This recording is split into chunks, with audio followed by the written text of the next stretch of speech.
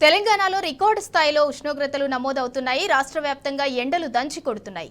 ఉత్తర, దక్షిణ జిల్లాల్లో టెంపరేచర్స్ ఎక్కువగా ఉన్నాయని వాతావరణ శాఖ అధికారులు తెలిపారు. గతేడాదితో పోలిస్తే ఈసారి ఎక్కువ ఉష్ణోగ్రతలు నమోదవుతున్నాయన్నారు. ఖమ్మం జిల్లా భద్రాచలంలో అత్యధికంగా 44 డిగ్రీలు, హైదరాబాద్లో 42 డిగ్రీల ఉష్ణోగ్రత నమోదైందని అధికారులు తెలిపారు.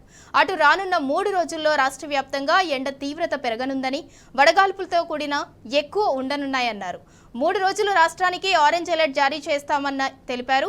మే చివరి వరకు రాష్ట్రంలో ఎండలు ఎక్కువగా ఉండే అవకాశాలున్నాయని, మే నెలలో ఉష్ణోగ్రతలు 45 డిగ్రీలు దాటే అవకాశం ఉందన్నారు.